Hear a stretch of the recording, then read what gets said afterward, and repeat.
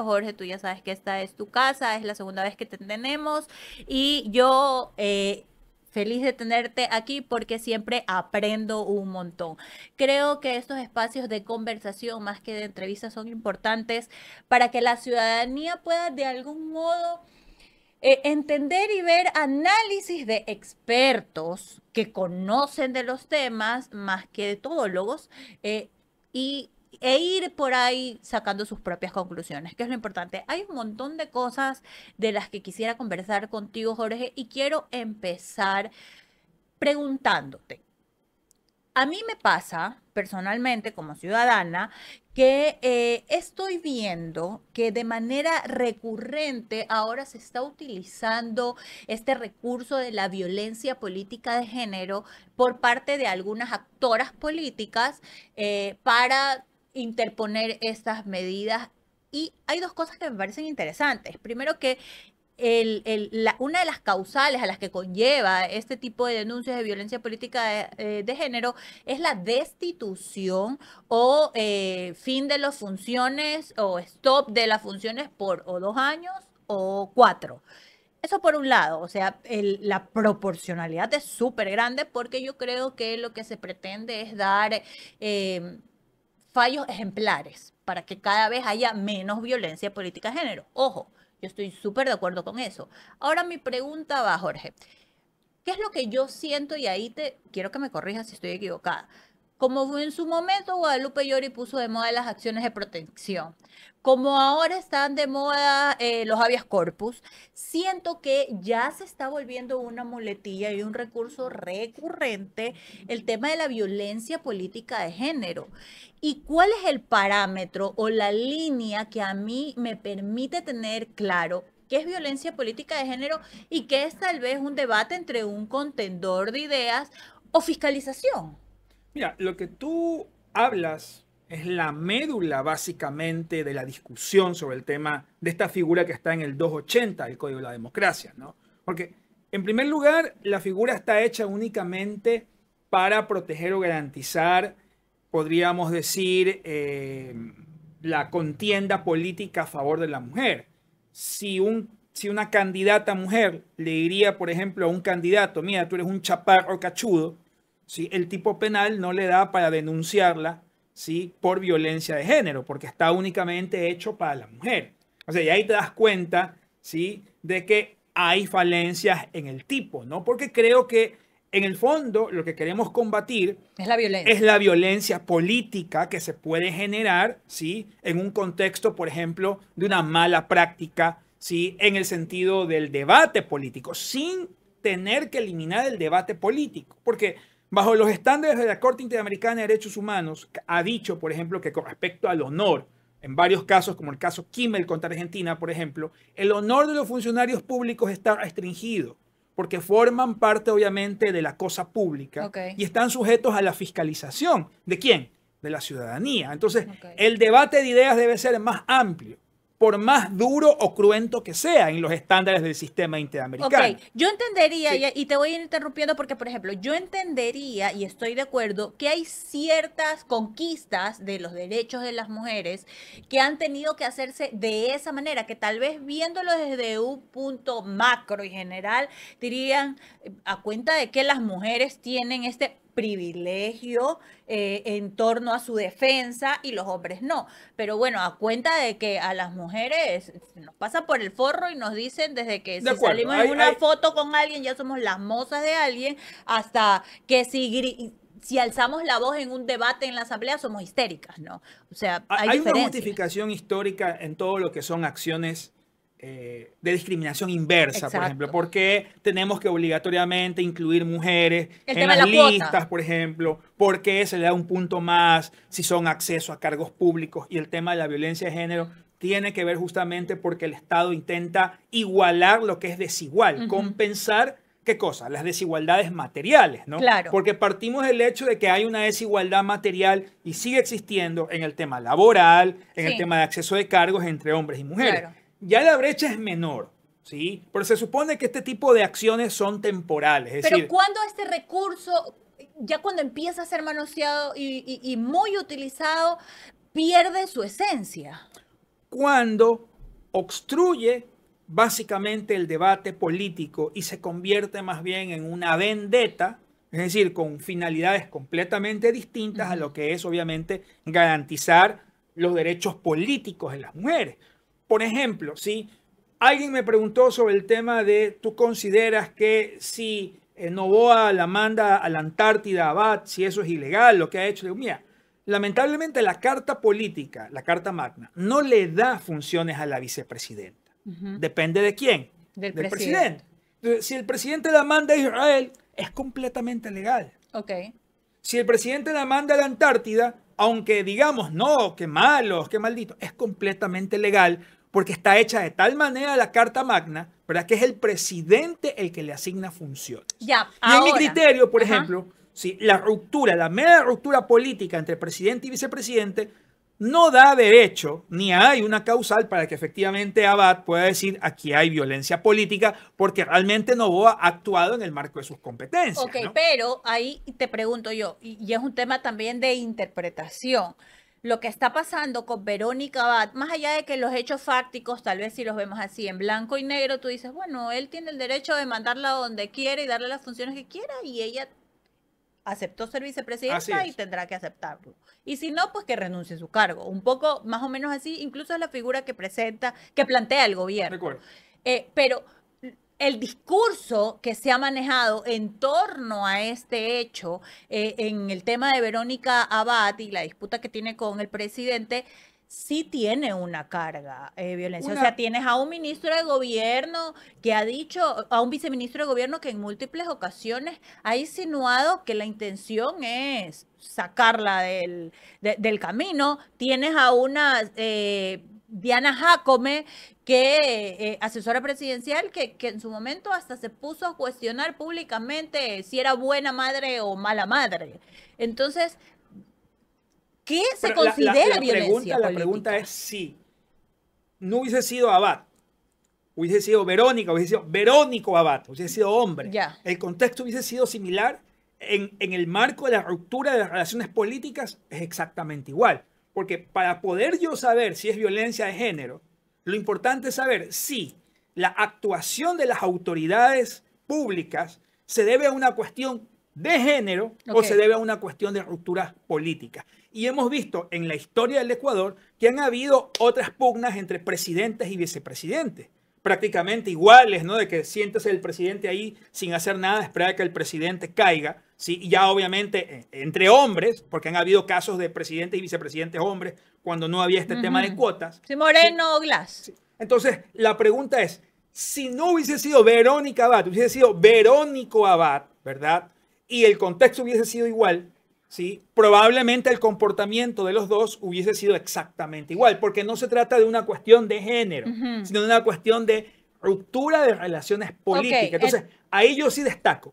Para poder evidenciar si nos encontramos frente al tipo infraccional de violencia de género, el contexto debe ser yo te ataco por tu condición de mujer. Ok, entonces tú ¿Sí? crees que el tema de violencia política de género que ha interpuesto Verónica Abad ante el TCE al presidente Noboa no tiene realmente un fundamento. No tiene un fundamento y también lo aplico a la misma denuncia que ha presentado Jaramillo, Lucía Jaramillo ajá. contra Aquiles. ¿Por qué? Porque quien denuncia políticamente o fiscaliza obviamente a Aquiles es ella, que lidera obviamente un grupo de asambleístas para ver el tema del tráfico de combustibles, ¿no? Y obviamente está en el contexto del debate.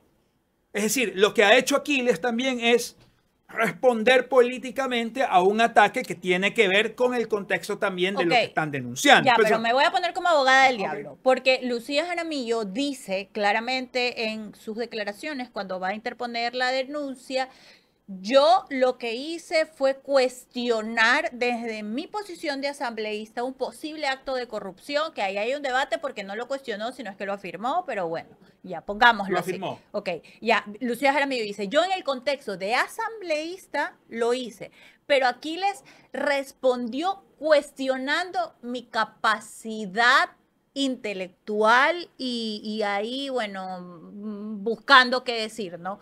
Entonces, si es así, ¿En qué momento? Es que esa es mi duda. ¿En qué momento se convierte en violencia Yo política? lo veo parte del debate. Yo creo que hay que buscar reformar el tipo del 280 porque está tan abierto. O sea, Ok. tú tienes tantas causales ahí, ¿verdad? Que técnicamente, si cualquier cosa puede ser asumida, que me hiera mi puede susceptibilidad. ser asumida como violencia política de género, cuando en realidad, si el tipo penal no es reformado, puede estar coartando el libre debate democrático, bajo los mismos estándares del sistema interamericano. Que- Yo empleo los mismos estándares del sistema interamericano. claro, porque a mí, y ojo, yo soy una defensora de los derechos de las mujeres. Soy mujer y he sufrido los bemoles de serlo. Pero mi preocupación va hacia allá, hacia hasta qué punto el debate se puede ver mermado por, por tal vez susceptibilidades personales. O no sé, porque eres más susceptible a que te digan algo que otro, entendiendo el contexto político en el que estamos viviendo. Porque, por ejemplo, en ese sentido, Diana Salazar también se podría acoger y podría denunciar un montón de gente por Así es. violencia política de género. Las presidentas que encabezan comisiones en las asambleas, que están todo el tiempo siendo señaladas y No podrían ser cuestionadas. señaladas por un hombre, Eso básicamente, entonces ¿no? eso es un poco lo que yo pregunto y pongo sobre la mesa del debate, porque ciertas acciones como estas que sean en defensa de las mujeres o de grupos vulnerables en general, cuando empiezan a mermar el debate público político que es necesario en este momento en el país, ¿cómo se lo regula o cómo se lo puede regular? ¿Quién está llamado a regularlo? ¿El TCE y empezar a sentar precedentes o qué? Claro, el TCE, bueno, el precedente del TCE, por lo menos Alcalde en un Loja. caso, y en el caso, por ejemplo, del doctor Alejandro Rodas, por ejemplo, fue sancionado por 2 años por un tuit en que le dijo a una concejal que estaba pasada de peso, ¿no? Ya, No pero me, eso sí, pues. ok, sí, pero sienta obviamente una línea jurisprudencial, ¿sí? En el cual la expresión, en este caso una expresión que estigmatiza obviamente, Exacto. genera obviamente una inhabilidad. Aunque en mi criterio, desproporcionada la sanción de 2 años por un tuit, indudablemente hay Pero es quien... que tienes que sentar precedentes y de algún modo, es que ese es el problema, creo que Jorge, cuando se trata de las mujeres en política. Sí estamos más expuestas a que el debate se centre en nuestra apariencia física. O sea, por ejemplo, yo veo un montón de asambleístas pasados de peso, panzones y Así es. terribles. Y yo no ando por el mundo diciéndoles cuando tenemos un debate que se vayan a hacer ejercicio en vez de estar fiscalizando. No sé, me invento por poner algo súper básico, pero es que a veces el cuestionamiento hacia las mujeres que hacen política radican en eso. Sí, Uy, qué gorda que está. sí. Uy, no se peinó. Uy, qué fea que salió. Uy, anda a arreglarte primero antes de venir a Sí, sí, sí, sí. cuestionarme. Es Entonces, clarísimo. Es evidentemente, clarísimo. ese tipo de precedentes hacen No que obstante, el próximo lo piense. sí llegamos al punto en el cual tenemos que cuestionarnos por este tema de que es muy recurrente, ¿verdad? Ujú. ¿Cuál es la línea, el límite entre lo que realmente es violencia de género, es decir, de atacar en razón de tu contexto como mujer, y lo que corresponde al debate político, por ejemplo? Ok. Lo que corresponde al debate político y que no necesariamente tiene que ver con el tema justamente de género, Ya. sino que con las mismas circunstancias de lo que significa estar dentro de la política, ¿no? Ya, Sí, lo entiendo. sí. Ahora, ¿qué hacer para que esto de aquí tenga tal vez un parámetro que nos permita como sociedad y como país avanzar en el debate, pero también entender que hay que respetar a la mujer? O sea, algo tan básico. Yo creo que, por ejemplo, el tipo infraccional de la violencia debería estar abierto en general, ¿sí? Debería haber una protección en general para intentar proscribir la violencia del debate político, sin tener en consideración si es hombre o mujer. Ujú. Sí, porque, por ejemplo, el tipo del 280 no permite que un hombre pueda denunciar por violencia política a una mujer. Así que a lo mejor el contexto es muy bajo, Pero ¿por qué no lo conforme, permite? porque solamente, Pero dice mujer. sí, es solamente O contra sea, la dice mujer. mujer, Nada porque más. género es... No, no, es contra la mujer. Ok. Sí, es contra la mujer. Usted no ha visto a nadie, a ningún hombre denunciando a una Bueno, mujer. tal vez porque no ha querido. Pero Pues en no. en el sentido en que a medida de que el tiempo avance, la mujer va ganando más espacios va a llegar un momento en el cual este tema del acceso a cargos públicos, ¿verdad?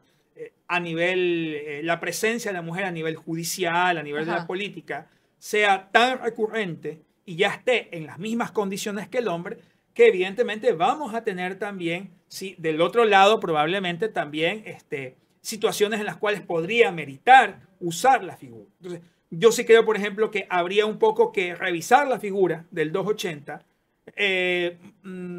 concretar más los verbos en los cuales se sitúa obviamente un ataque por violencia de género, no dejarlo tan abierto y dar la posibilidad de que ese contexto sea general, en general para quienes están dentro del debate político. Ok, es que es un tema también complejo, ¿no? Y a veces, al ser tan susceptible, es mejor no hablarlo, porque a veces Sí. toca ahí Toca fibras fibras, complejas. pero lo estamos viendo, ¿no? Es decir, realmente en una semana hemos visto casi 2, 3 Sí. denuncias, ¿verdad?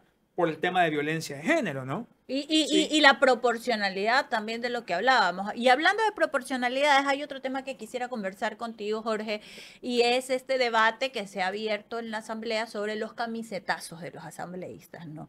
Se ha planteado de algún modo encontrar y regular el hecho de que un asambleísta se presente ante la ciudadanía con un partido político, pide el voto y luego incluso antes de posicionarse ya se están cambiando o declarando independientes.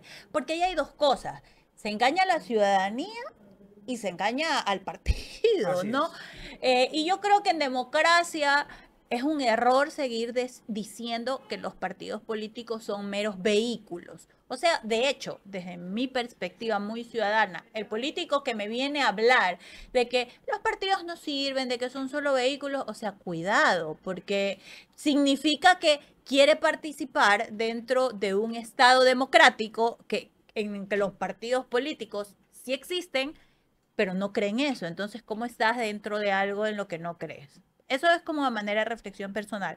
Pero es proporcional esto que están planteando de que los asambleístas que se peguen el famoso camisetazo casi que vayan presos. A ver, en primer lugar, yo creo que si tenemos un asambleísta que al final se cambia de camiseta es porque los procesos de democracia interna han sido deficientes.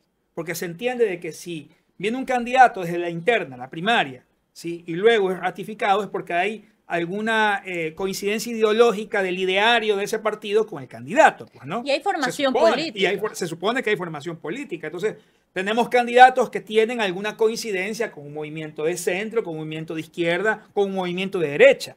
Entonces, técnicamente, en lo que debería un candidato diferir es, por ejemplo, en cierto tipo de matices con respecto a lo que yo voto como asambleísta de un partido de izquierda, ¿no? con temas difíciles, por ejemplo, el aborto. El aborto, sí, temas polémicos en los cuales... Y entonces aquí vienen dos reflexiones importantes. Uno, técnicamente debería ser muy escaso, muy raro el tema del asambleísta que se va de un partido, porque yo entiendo que si hago bien los procesos de formación interna y democracia interna, voy a tener un asambleísta que coincide con mi línea ideológica. Pero acá es la norma lo contrario. Si no coincide es porque he hecho mal los procesos de democracia interna. Ahí viene el camisetazo. Entonces tengo un asambleísta que no está por coincidencia ideológica, sino que está por alguna conveniencia partidista. Entonces, ¿qué vamos a tener? Vamos a tener a un asambleísta de esos gitanos, de esos itinerantes, ¿no? Que puede estar en un partido o en otro, porque realmente no hay una coincidencia ideológica. Al final, restringir el razonamiento de un asambleísta básicamente atenta contra la finalidad de la democracia. La democracia es razonar. Y además Sí. de eso, el asambleísta es la representación más clara del ciudadano. Así O es. sea, si eres asambleísta por Guayas, Distrito 1, me invento, si tú estás dándole, o sea, haciendo eco de la voz de la gente que vive en el Distrito 1 y en teoría deberías Así es. pelear por los derechos de ese distrito, con mayor fuerza, porque al final legislan para todo el país. Entonces, ¿qué cosa? Porque La génesis está en la mala práctica de los partidos, discúlpeme la palabra, de vender el puesto, de vender el cupo. Claro, entonces, si un asambleísta internamente lo sabe y dice, ¿sabe qué? Yo pagué por el puesto, se va a Claro. sentir con toda libertad, una vez electo, decir, me voy porque ya no me conviene. Sí, y dime algo, ¿Sí? el CNE tiene asignado un cupo para cada partido político para los procesos de De formación formación. política, ¿verdad? ¿Cómo hacer para que esto sea realmente tal vez supervisado por parte del CNE, que se cumpla? Porque lo que vemos aquí, y esto aplica para todos los partidos políticos, eh, tal vez y me equivoque con lo que estoy diciendo, y si es así, pido disculpas de antemano, pero es algo recurrente que todos los partidos políticos no tienen procesos reales, salvo excepciones. Y ahí sí tengo que decirlo, la Revolución Ciudadana veo que tiene procesos de formación, capacitación, que al final no sé si a la hora de decidir por los cuadros son considerados estos que vienen en la formación desde las bases, ese es otro debate, pero por lo menos tienen la intención. Pero de ahí las demás organizaciones políticas, sí hubo una época en la que hubo un intento de varias organizaciones políticas de tener escuelas de formaciones políticas con todo este precepto y concepto, pero de ahí se diluyó porque es más fácil, previo a elecciones, conseguir candidatos que primero puedan pagarse su campaña, porque tú puedes sacarte la madre, Jorge, y ser una lumbrera de la vida, tener la patria y el escudo tatuado en el pecho. Pero si no tienes plata para hacer una campaña, la realidad en Es la este país realidad, claro. es que no va Porque a llegar nunca. esa realidad de la falta de procesos políticos, obviamente, y de la necesidad de dinero para hacer campaña, llega al mismo punto que todo. Si no tienes plata para ser asambleísta, no vas a poder ser asambleísta. O sea, si Y yo hay que, tengo un partido político y tengo un proceso de formación político y tengo cuadros brillantes, que sé que no se me van a pegar camisetazos, que sé que tienen ideología, que tienen un compromiso con el país, pero lo siento y le digo, bueno, quiero que seas asambleísta porque en serio creo que puedes aportar al país, pero eres chiro, ¿cómo te pagas tu así campaña? es. Y es una realidad, es triste, la gente no la dice, pero es Y una el que tiene realidad, dinero piensa que por eventualmente que tenerlo, ha comprado prácticamente el puesto exacto. porque ha invertido. Entonces es Entonces, un claro, paño, ya no ¿no? hay entonces el cordón umbilical del partido con el asambleísta, porque el asambleísta puede sentir que en algún momento él prácticamente pagó, obviamente, la curul. Ujú. Eso redunda también en el tema de del ejercicio de leyes, ¿no? Yo fui coordinador de la Unidad Técnica Legislativa de la Asamblea Nacional y en algunos momentos yo vi proyectos de ley que no tenían ni siquiera exposición de motivos, es decir, nuevos asambleístas que no sabían ni siquiera cómo redactar un proyecto de ley. Entonces, quieren ser asambleístas y ni siquiera saben ¿A qué lo se que va? es básicamente la estructura orgánica del Estado en la Constitución, no saben lo que es cómo redactar un proyecto de ley.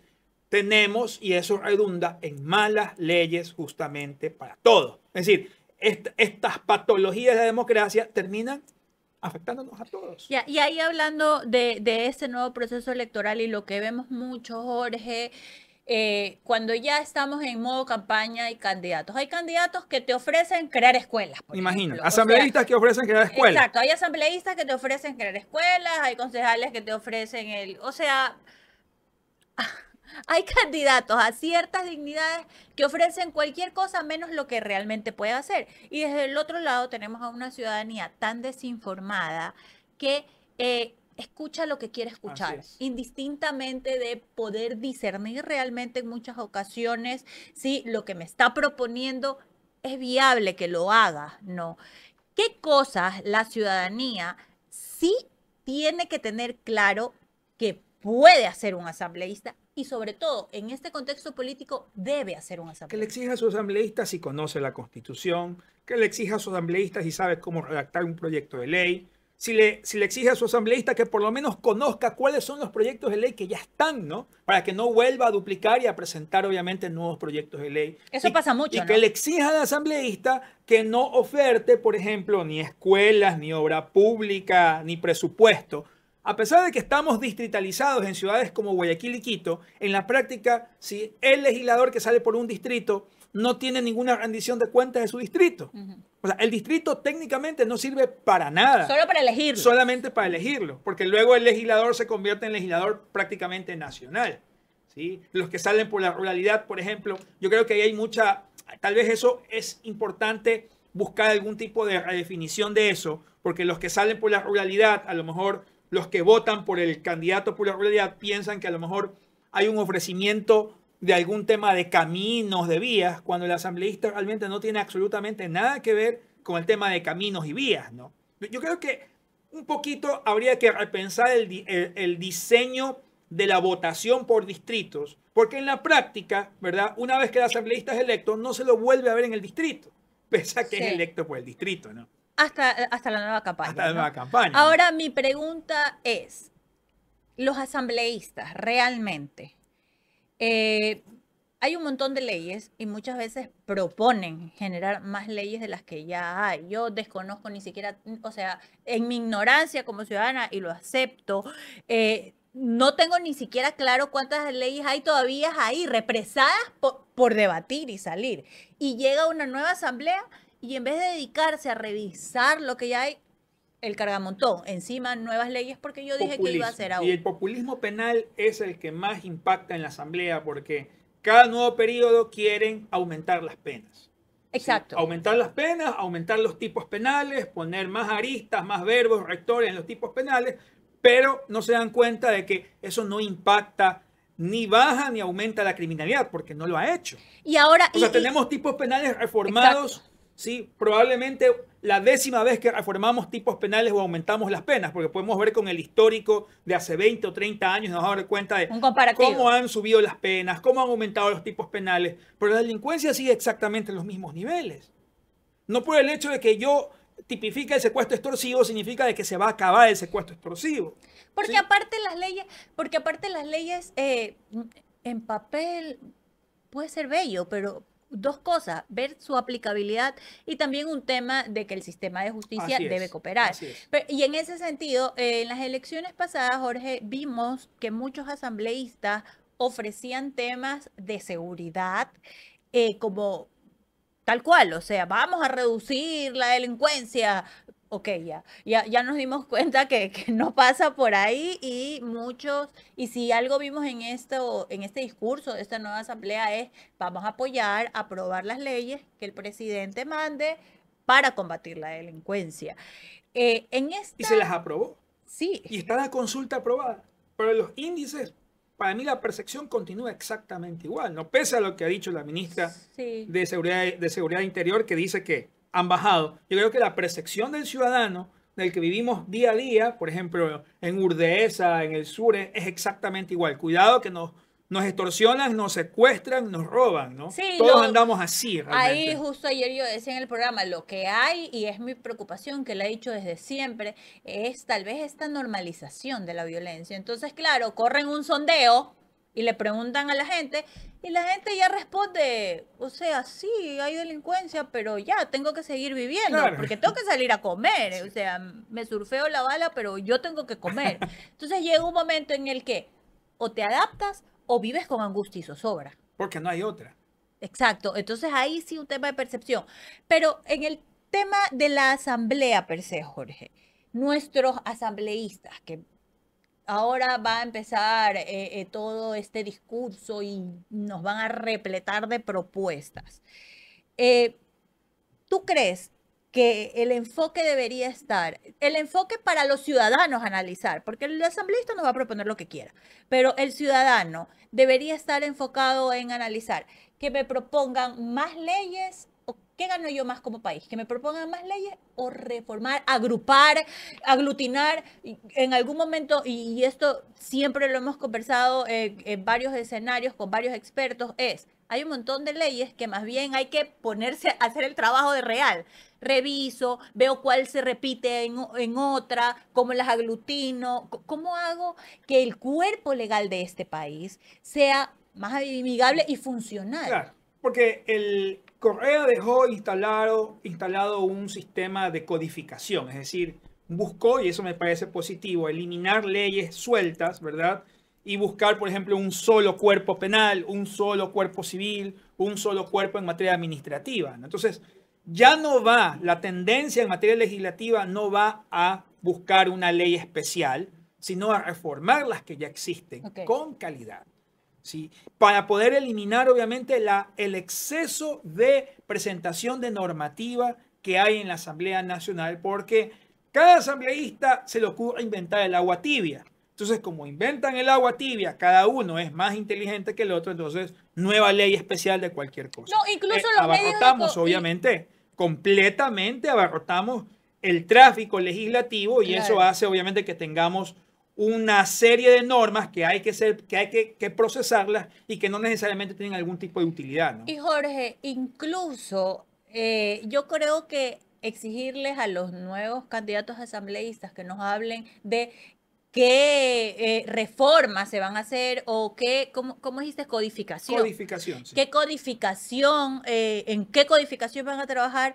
Nos va a dejar más claro a nosotros los ciudadanos de que sí van a trabajar, porque también los comunicadores y los periodistas, y aún me culpa, cuando hacemos la revisión de quién es el menos vago en la asamblea o quién trabaja más, lo que ofrecemos... Se lo mide por la presentación Sí, de proyectos lo que de ley. ofrecemos como Claro. informe a la ciudadanía Así es, va tantas veces a la asamblea Así es. y ha presentado tantos proyectos de ley. Así es. Entonces, claro, ¿cuál es la percepción del ciudadano? Ah, entonces el que presenta más leyes es el que más Así trabaja. es. Y eso significa de que la vara con la cual estamos midiendo a los asambleístas es que presenten proyectos de ley. Eso no es nada nuevo para el tráfico legislativo porque genera populismo normativo de presentar cualquier cosa. Claro. Y dos, atrasa el trabajo de la asamblea que requiere más bien leyes de calidad, específicamente en reformas a normativas que ya existen, ¿no? Porque, Sí. porque el hecho de que yo presente una ley, ya luego la presento y si adentro de eso no hay nada, ¿qué pasa? Así ¿No? es. Así es. O sea, ese es otro tema. Otro tema, y con este tema terminamos, Jorge. TSE. Hay algunas cosas que conversar en el TSE, empezando esta remoción que hubo de su presidente y que coincidencialmente, ahí más bien me gustaría tu análisis de tu experiencia. ¿Fue coincidencia o qué? Estos tiempos de que remueven al presidente del TCE, se presenta, Verónica Abad presenta su denuncia de violencia política de género en contra de Noboa y ciertos actores del gobierno, pero la denuncia de Verónica Abad recae sobre Muñoz, que a pesar de ya no ser presidente, tiene en su sala esta denuncia, ¿no? Él va a seguir adelante o a cargo de esto. Claro. Y por otro lado, tenemos varios, o sea, ya el TCE ahorita está como que como protagonista con algunas cosas. Y tenemos la resolución del Consejo de Participación Ciudadana de la Liga Azul y la Liga Amarilla. ¿Qué pasa ahí? En primer lugar, la forma como se remueve el presidente del TCE fue una genialidad que alguien aplicó en algún momento, ¿verdad? Para remover a Sofía Almeida como presidenta del CPC y luego la remoción de la expresidenta Nicole Bonifaz. Continuaron que aplican el 55 numeral 5 del COA, es decir, que si yo me reúno con el resto de miembros de un cuerpo colegiado, puedo remover. Mala aplicación, en primer lugar, porque son órganos creados constitucionalmente, que tienen una normativa propia, ¿no? Okay. O sea, imaginémonos que bajo esa misma línea torcida se le ocurre el día de mañana, entonces nos vamos a reunir y vamos a cambiar el presidente de la Corte Nacional, vamos a cambiar el presidente del Consejo de la Judicatura. No se puede ni es aplicable porque son son órganos creados constitucionalmente que tienen una normativa propia y son periodos fijos. ¿Sí? Este COA, esta manera de remover, solamente se aplican para los órganos creados mediante decreto ejecutivo o mediante ley, pero que forman parte de la administración pública. Organismos como el TCE, Consejo de la Judicatura, Consejo Nacional, Corte Nacional, tienen una normativa propia. Ya, ¿sí? y ahí... son periodos fijos. Entonces, primera ilegalidad. ¿Y ahí quién regula eso? No, pues yo tengo entendido de que Muñoz ha presentado una acción de protección, a pesar de que en el caso de Sofía Almeida sí hay un caso que se encuentra allá para selección de la Corte Constitucional, que yo espero sinceramente, y lo he dicho públicamente, que la Corte se pronuncie sobre este tema, porque el día de mañana a alguien se le va a ocurrir algo similar con la Corte Nacional o con el Consejo de la Judicatura. Entonces estamos creando un mal precedente. Exacto. Pero, ¿por qué ahora? Ahí viene justamente la suspicacia. Sí. En un momento en el cual tienen que resolver Liga Azul, tienen que resolver Liga Amarilla, tienen que resolver denuncia contra Noboa y tienen que resolver denuncia contra Abad. Lo que más crea es suspicacia de por qué se está removiendo este presidente del Tribunal Contencioso Electoral justo en un momento en el cual electoralmente hay un sinnúmero de causas que pueden traer consecuencias serias para la estabilidad democrática de muchas instituciones. Y que obviamente no nos olvidemos que también van a venir las siguientes impugnaciones sobre los candidatos que se van a presentar. Sí, y ¿sí? aparte también justo en un momento en el que el presidente Daniel Noboa ha dejado claro que el camino que quiere seguir es el de ser candidato presidente, ¿no? Presidente, inaugurar obras y hacer todo de 8 a 6 y de 6 hasta las 12 de la noche ser el candidato. Cuando ya el mismo TCS ya nos dejó un precedente, con el tema de Pavel Muñoz. Así es. Y de hecho, el precedente lo que deja a ver es que las autoridades electas en funciones van a tener que cuidarse muchísimo. Ni siquiera pueden insinuar o promover la votación por un candidato. O sea, esa sentencia deja una vara tan alta que habla incluso de que están prohibidos de insinuar el voto, ¿no? Imagínate. Y ahí mi pregunta es... ¿Cómo Noboa? Es que yo no entiendo cómo Noboa va a decir, me levanto a las 7, voy a Carondelet a las 8:30, si llego a las 5, timbro y me voy a hacer campaña. No, o sea, ¿cómo lo dividimos? Y aparte de eso, entendiendo la magnitud del cargo, de la responsabilidad que hay, imagínate que ocurre una desgracia, cualquiera que fuere, a las 8 de la noche. Entonces el señor Noboa está en campaña y va a decir, uy, lo siento, ahorita no puedo ser presidente, llama ¿a quién? ¿Qué? A la vicepresidenta. ¿Qué? O sea, ¿cómo? Realmente es absurdo lo que propone, ¿no? Pero se inventan estas cosas que son bastante jaladas de los pelos, ¿no? Pero la preocupación es quién lo va a avalar. O sea, ¿quién en ese escenario que parece de replay, quién es el órgano llamado a avalar o a decirle, señor, usted está loco? Eso es imposible. Porque aparte, Jorge, lo que yo siempre he dicho aquí, el problema que muchos no vemos y esta visión miope, cortoplacista, es que lo que se haga ahorita deja un precedente para que cualquiera después haga lo que le dé la gana.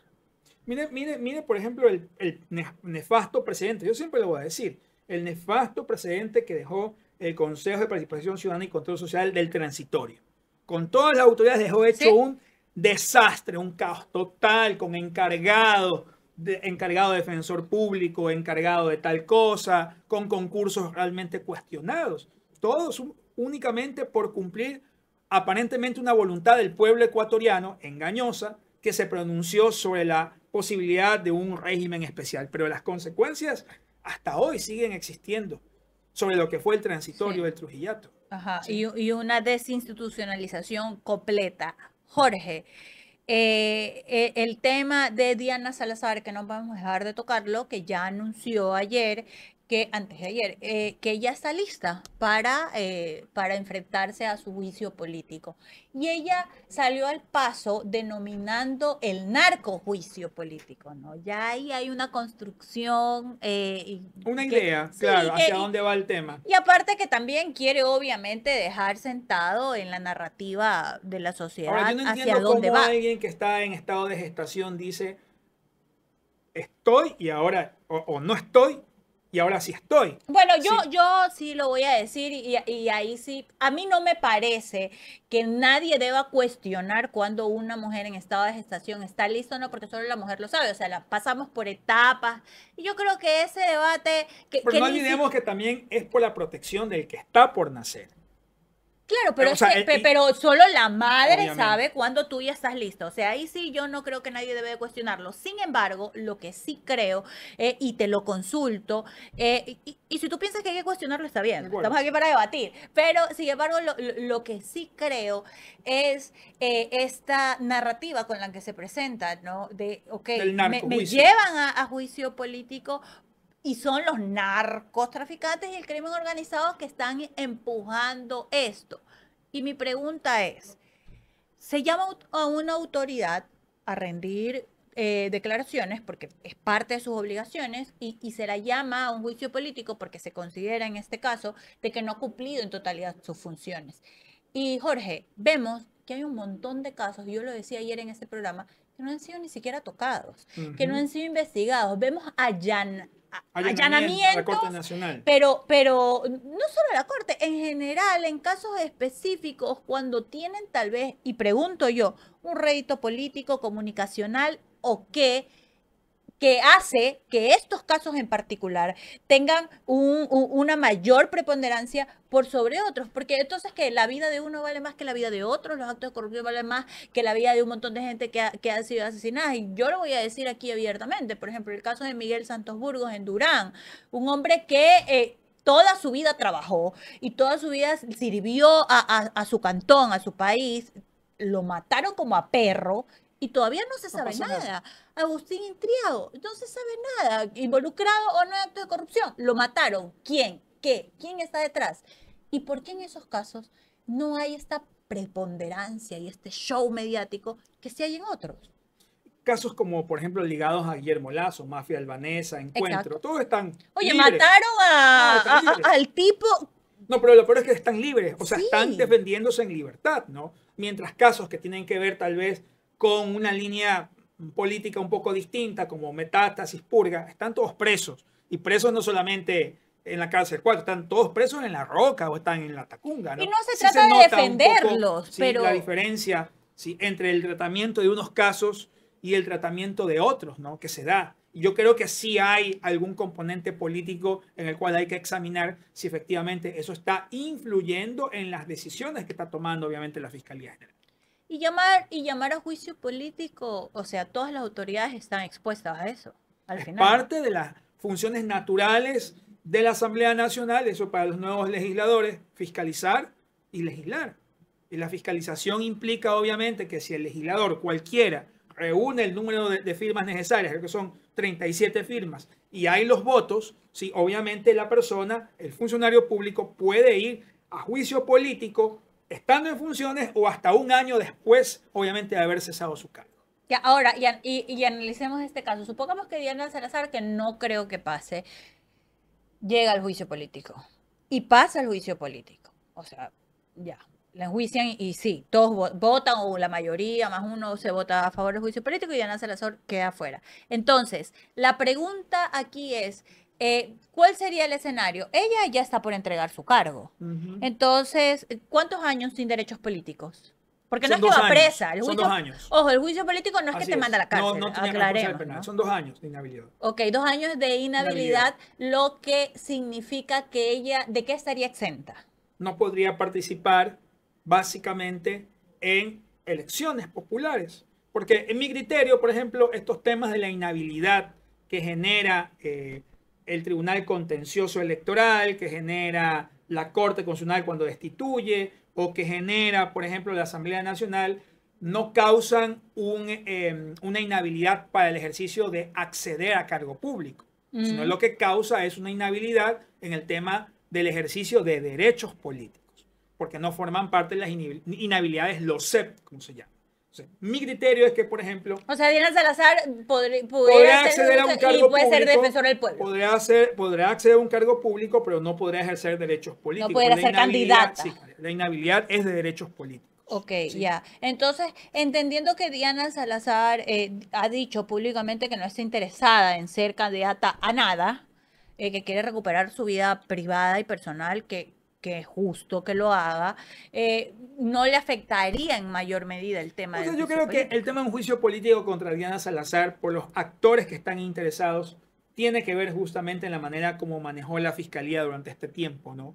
Sí, obviamente hay un componente político muy claro dentro del tema del juicio político, que tiene que ver con la Revolución Ciudadana y tiene que ver obviamente con los casos que manejó Diana Salazar contra los principales o las principales cabezas justamente de la Revolución Ciudadana. ¿Sí? Yo creo que en lo definitivo es el núcleo duro, obviamente, de este tema, ¿no? Claro, pero en un momento preelectoral como este, ¿tú crees que, y en un país tan polarizado como este, los partidos políticos apoyarían? Los que no son de la tendencia, los que están en el centro, los que están en la derecha, que tal vez en otro contexto político pudieran decir, chuta, ¿sabes qué? Sí, la plena. No sé, da la impresión de que a lo mejor Diana Salazar ya ha contado los votos Para que y salga, por ¿no? eso dice vámonos a juicio político. Creo que ella está completamente segura de que no hay los votos, ¿verdad? Y que probablemente saldrá el archivo, obviamente, del proceso político. Es muy probable. Sí, en época preelectoral también, ¿no? Justo apareció de nuevo. Bueno, Jorge, me encanta siempre conversar contigo. ¿Se nos queda algo sobre la mesa que No, crees que no tengamos que creo que... conversar? Ok.